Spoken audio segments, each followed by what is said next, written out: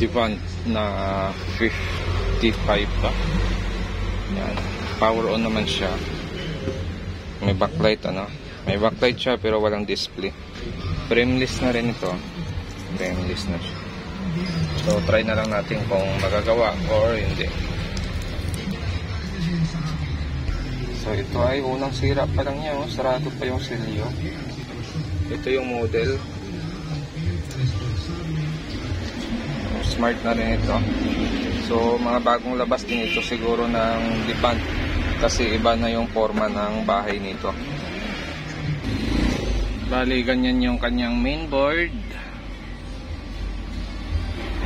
Tapos ganito naman yung kanyang T-con board. Wala dito yung ating DC to DC sa pinaka T-con nya. Kasi dito siya sa pinaka top board nakalagay ano. Ito yung DC to DC natin. So ito naman yung mga bagong labas ngayon ng top board natin or ng panel natin. So 3.3 natin. Tapos pumasok din dito yung ating 12 volts. Dito sa dulo, dito banda ba yun? Dito yung BGHF natin no? Tapos dito rin sa pinakadulo yung kanyang clock signal. Yan, dito. Okay, dito tumapat din. Tapos kunin natin ngayon yung signal ng swapping voltage natin kung saan dito. So ito ay 3.3. Tingnan natin ito. 3.3 din ito.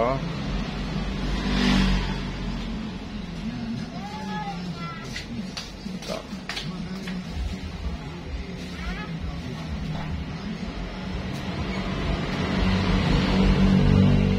0.013.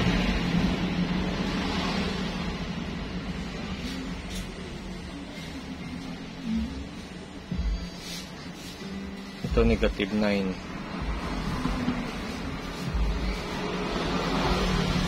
Negative 9.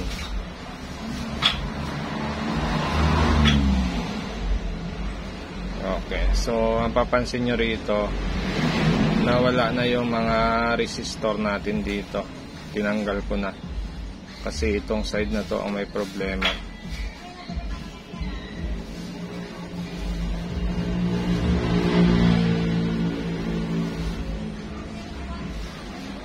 Ito ay negative 10.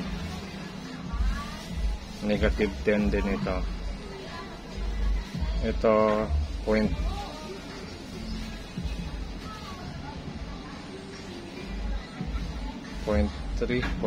pabago-bago ang supply nito. 0.061, 0.065. So dito yung swapping voltage natin. Tingnan natin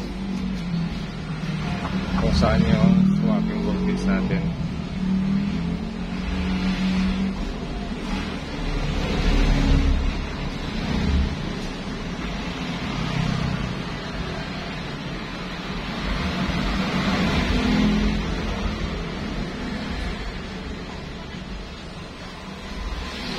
Ito negative 9.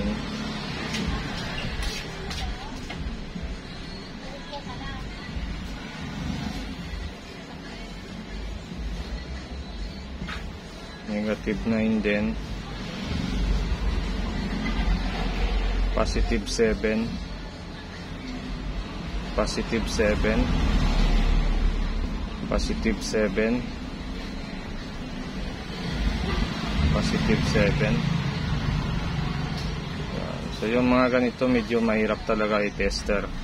Kasi pag nagkamali ka dyan, iyari ang ating IC. So yan lang yung supply na nakukuha natin. So nakalagay dito kasi sa data natin yung LC2 natin saka LC1. So ibig sabihin yan, ito yung LC2 natin. Pero ang nasusukat ko lang dito sa kanya ay negative 10. Itong kabila ito yung swapping voltage natin. Yun o. Yan. So ito yung swapping voltage natin. 27. Negative 10. Tapos yung isang pares niya, ito siguro. O, ito rin. Yung LC1 natin. Yan. So ito pala yung galing sa ating IC. Galing dito. Papasok dito, tapos dadaan sa resistor. Tapos yan ay papasok dito sa ating pinaka signal dito sa side na ito. Yan. So ginawa natin dito, ito kasi may mga resistor yan dito. Ito may mga resistor. Nagtatanggal na natin yan. Bali ito na sila. Yan, dikit-dikit sila ngayon dyan. Tapos yung kabila naman natin, mayroon din yan resistor. Ito. Meron din siya dito resistor. At may data din dito. Ito LC1 natin. So functional ano. So kanina nung hindi ko pa ito na troubleshoot, hindi ko pa siya nagagawa, wala tayong masukat sa LC1 saka sa LC2.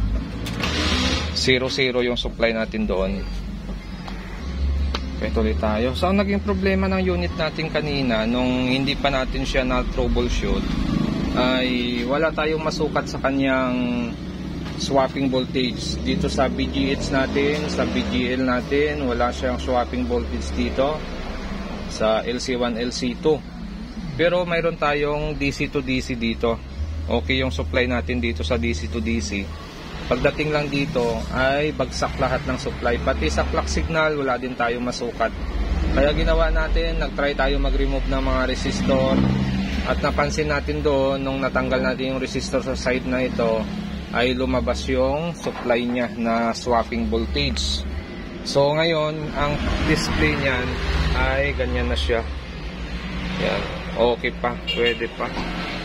So yung ganitong top board pala ay pwedeng ma-repair sa remove ng resistor. Yan. Yung ganitong klaseng top board or ganitong klaseng panel. Ito yung panel number. Ito ba yan? Nasum natin. Okay.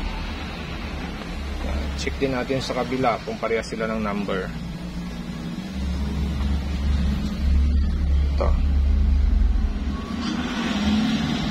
Ito yung number. So parehas naman ano. O parehas ang number niya. Okay. Tapos dito sa sticker niya, ganyan din ang number niya. Ito sa isang papel, dito nakalagay. O yun na yung number niya. CB50U2-TU1. So yung mga ganitong top board ay siguro may mga time din ito na or may problema din yung mga ganitong top board na magkabilaan kaagad ang sira. Kasi parang ngayon lang ako nakatrouble ng ganitong top board. Bago pa lang sa akin yung ganitong top board na ang design niya ay ganito. Dito yung DC to DC niya sa top board pero mayroon siyang T-con. Yan, so bago pa lang sa akin ito. So ito, magpa-final test lang tayo sa ating D-band. Power on. Okay, HDMI 3. So lipat natin sa audio video. Kaya kailangan dumito muna ako. So ayan siya. So bali itong side na to ang nagkaroon ng problema sa kanya, pero makinis pa naman siya. Maayos pa, malinis pa yung screen, hindi pa siya gumaspang. So itong side na to ay buo, wala pa tayong tinanggal na signal dito. So bali ito lang talaga yung tinanggalan natin lahat ng signal dito. Pero okay pa naman siya, you know. At kung bago lang kayo sa aking channel, huwag kalimutan mag-subscribe. So ang naging problema ng unit natin, mayroon siyang DC to DC pero wala siyang swapping voltage sa kasupply sa clock signal. Kaya ang ginawa natin, nag-remove tayo ng resistor at lumabas yung supply niya sa clock signal at sa ating swapping voltage.